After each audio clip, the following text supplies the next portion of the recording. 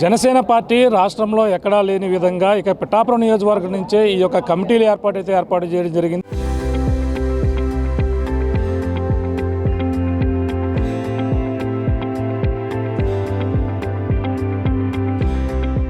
అలాగే మొదటిసారిగా ఏపీ ఉప ముఖ్యమంత్రి తన సొంత నియోజకవర్గం నుంచే ఈ యొక్క జనసేన పార్టీ మొత్తం ఈ యొక్క కమిటీ బలోపేతం అవడానికి పార్టీ మరింత ముందుకు వెళ్లేందుకు కార్యకర్తల నుంచే నాయకుల్ని తయారు చేసేందుకు కూడా ఒక అడుగు ముందుకు వేశారు. అందులో భాగంగానే పిఠాపురంలో ఉత్కంఠభరితంగా ఈ యొక్క ఎన్నికలు అయితే జరిగాయి. అందులో పిఠాపురం రూరల్ నుంచి అయితే ఇప్పుడైతే ఎన్నా జగదీష్ గారు అయితే ఆయన అధ్యక్షులుగా ఎన్నికయ్యారు.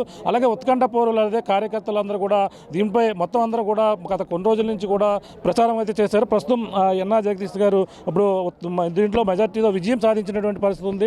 మాట్లాడే ప్రయత్నం చేద్దాం సార్. ముందుగా మీకు కంగ్రాచులేషన్. సరే, ఎలా ఉంది ఈ యొక్క పోటీలు? అంటే మనకి కింద క్యాడర్ నుంచి లీడర్ తయారు చేయడాన్ని ఏ విధంగా చూడాలి? ఏ పార్టీ కూడా చేయని విధంగా ఇప్పుడు మీరు ఎన్నికయ్యారు. మొట్టమొదటిసారిగా కూడా ఈ యొక్క రూరల్ నుంచి రావడం జరిగింది. ఏ విధంగా అనిపిస్తుంది? చాలా ఆనందంగా అనిపిస్తుందండి. ఈ ఎన్నికల ప్రక్రియ మా అధినాయకుడు శ్రీ పవన్ కళ్యాణ్ గారు ఎందుకైతే నిర్ణయించారో మొదటి నుంచి కూడా పవన్ కళ్యాణ్ గారు వేసిన ప్రతి అడుగు, గీసిన ప్రతి గీత మాకు విజయాన్ని చేకూర్చిపెడుతుంది. అలాగే పవన్ కళ్యాణ్ గారి పార్టీ సంస్థాగత పరంగా ఏ రాష్ట్రంలో కానీ దేశంలో కానీ ఏ పార్టీ చేయనటువంటి విధంగా ప్రత్యక్షంగా ఎన్నికలు నిర్వహించి ఇది అత్యంత పారదర్శకంగా నిర్వహించి చేస్తున్నారు. ఒక విధంగా చూస్తే ఇది ఒక రాజకీయ పార్టీ. మేము మిగతా నియోజకవర్గాల్లో ఇదే రూల్ బుక్గా తయారు చేసి దీన్ని ఫాలో అవ్వాలనుకుంటున్నారు.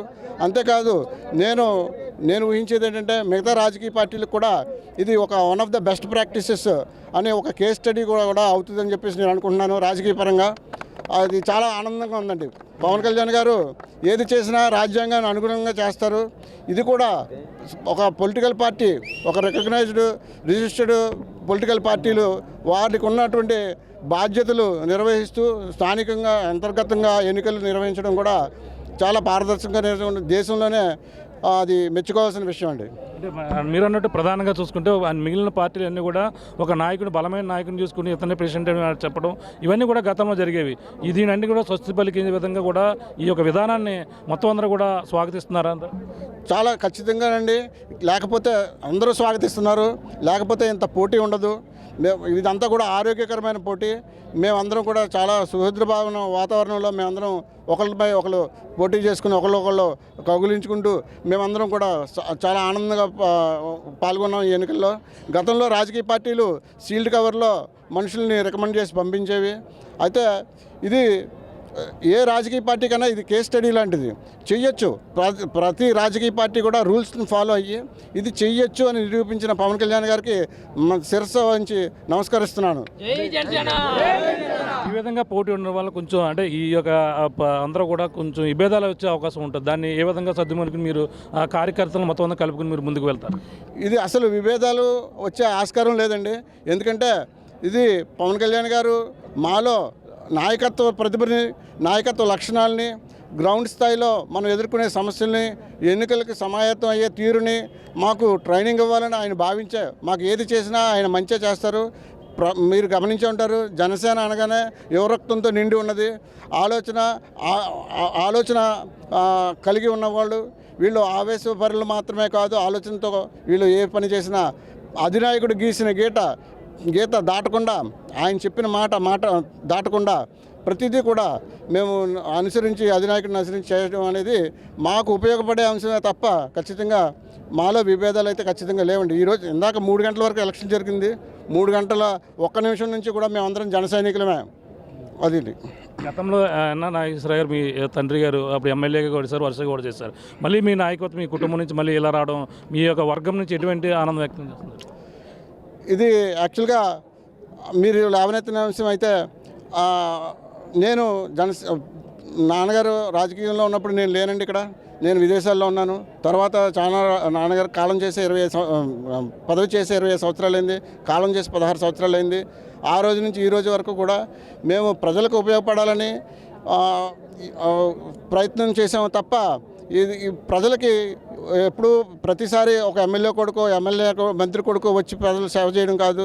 జనసేన లాంటి పార్టీ యువతని స్థానిక నాయకత్వాన్ని బలపరిచి పెంపొందించి రేపొద్దున మా చేతుల్లోనే పవన్ కళ్యాణ్ గారు పెట్టి మా పాలన అంతా కూడా ఆయన మానిటరింగ్ చేస్తారని చెప్పేసి మేము అనుకుంటున్నాం.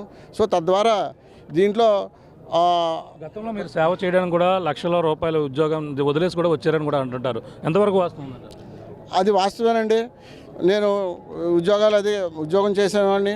తర్వాత నాకు ప్రయోగాలు చేయడం అంటే ఇష్టమే. ఉద్యోగం చేసేవాడిని. తర్వాత వ్యవసాయం చేశాను, ఆర్గానిక్ వ్యవసాయం చేశాను. అలాగే స్వచ్ఛంద సంస్థగా రిజిస్టర్ కాబడిన స్వచ్ఛంద సంస్థగా సేవ చేసేవాళ్ళం. ఇది ఇప్పుడు జనసేన పార్టీలో నేను నాలాంటి మనస్తత్వం కలిగిన ఎంతోమంది కుటుంబ సభ్యులను సంపాదించుకున్నందుకు నాకు చాలా ఆనందంగా ఉంది సార్. దుర్గా ప్రసాద్ కూడా ఉన్నారు, మొత్తం మాట్లాడే ప్రయత్నం. ఏ విధంగా అనిపిస్తుంది? అందరికీ నమస్కారం అండి. ఇవాళ మేము నెగ్గామన్నారండి. పిఠాపురం మండలం ప్రజలందరూ మమ్మల్ని నెగ్గించారండి. నేను నెగ్గడంలో కీలక పాత్ర ఎన్నా జగదీష్ గారిదండి. ఆయనకి ఎప్పుడూ వెనకాలే ఉండి రుణపడుతూ ఉంటానండి. ఎప్పుడన్నా ఇలాగా ఒక కార్యకర్త నాయకుడు అవుతారని ఎప్పుడన్నా ఊహించారా? ఈ యొక్క జనసేన తప్ప ఏ పార్టీలో అవుతుంది అనుకున్నారు? ఇప్పుడు వరకు ఏ పార్టీలోనే అవ్వలేదండి. పవన్ కళ్యాణ్ గారు వచ్చిందే మమ్మల్ని అందరినీ నిలబెట్టి నాయకులు చేయడానికి వచ్చారండి. అలాగే అభివృద్ధిని పొందడానికి, అభివృద్ధి చేయడానికి మమ్మల్ని తీర్చిదిద్దారని నేను అనుకుంటున్నానండి.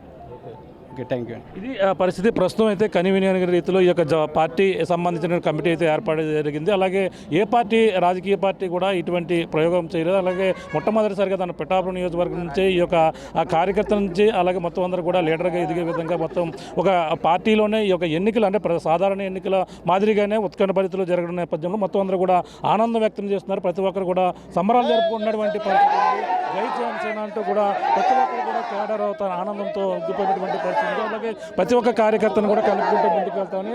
అలాగే ఎన్నా జగదీష్ గారు అప్పట్లో ఎన్నా నాగేశ్వరరావు గారు తన తండ్రి ఎమ్మెల్యేగా చేశారు. అటువంటి నేపథ్యంలోనే మరొకసారి ప్రస్తుతం వాళ్ళందరూ కూడా ఇప్పుడు ఆనందం వ్యక్తం చేస్తూ ఇప్పుడు జై జనసేన అంటూ కూడా ఆనందాలు సంబరాలు జరుపుకున్నటువంటి పరిస్థితి ప్రధానంగా ఉందని చెప్పాలి. ఏదేమైనా ఈ యొక్క పిఠాపురం నియోజకవర్గంలోనే ఈ యొక్క రూల్ బుక్గా పిఠాపురం నియోజకవర్గాన్ని ఒక మోడర్న్ నియోజకవర్గం పవన్ కళ్యాణ్ చేస్తాను. అంతేకాకుండా రాజకీయాల్లో సరికొత్త మార్పు తీసుకురావడం కోసం పవన్ కళ్యాణ్ చేసినటువంటి మొదటిసారిగా పిఠాపురం నుంచే మొదలుపెట్టారు.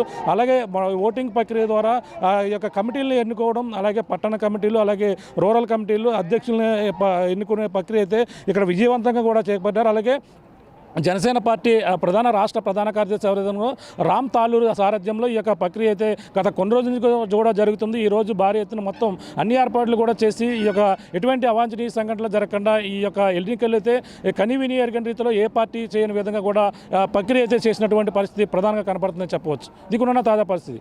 కెమెరా అనిల్తో ప్రకాష్, RTV, చేబ్రోలు నుంచి. Local to global news at your finger tips. మీ చేతిలో ఒక ఆయుధం. డౌన్లోడ్ రా TV app. Media legend Ravi Prakash is back.